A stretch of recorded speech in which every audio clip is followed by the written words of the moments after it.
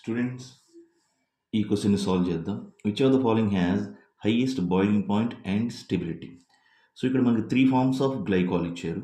Eclipsed, staggered and gauche form. Eclipsed ఫామ్లో OHs same side by side వచ్చేసినాయి. Staggered ఫామ్లో reverse వచ్చినాయి, OHs reverse.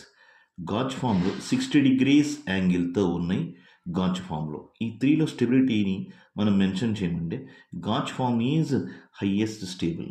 So gauche ఫామ్లో stability ఎందుకు ఎక్కువ ఉంటుందంటే గాచ్ ఫామ్లో సో ఇక్కడ మనం సెంటర్లో డాట్గా రిప్రజెంట్ చేసేది towards the viewer, back circle represent చేసేది అవే ఫ్రమ్ ద వ్యూవర్.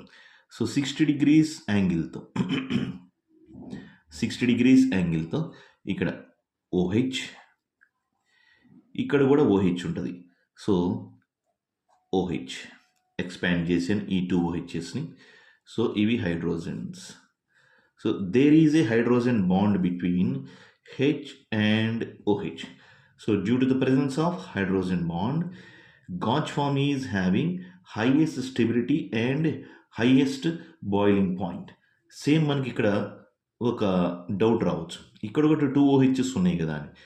ఇక్కడ 2 OHs సైడ్ బై సైడ్ ఉండడం వల్ల స్టీరిక్ హిండరెన్స్ ఎక్కువ ఉంటుంది. ఇక్కడ స్టీరిక్ హిండరెన్స్ ఎక్కువ ఉండటం వల్ల హైడ్రోజన్ బాండ్కి ఫేవరబుల్ కాదు. ఇక్కడ స్టీరిక్ హిండరెన్స్ కంప్లీట్లీ జీరో. ఇక్కడ steric hindrance favourable condition for the formation of hydrogen bond. ఇక్కడ స్టీరిక్ హిండరెన్స్ తక్కువ ఉంటుంది. ఇది దేనికి సపోర్ట్ చేస్తుంది అంటే హైడ్రోజన్ బాండ్ ఇలా ఫామ్ చేయడానికి ఈ గాచ్ ఫామ్ సపోర్ట్ చేస్తుంది. So gauche form is more stable and it consists of highest boiling point.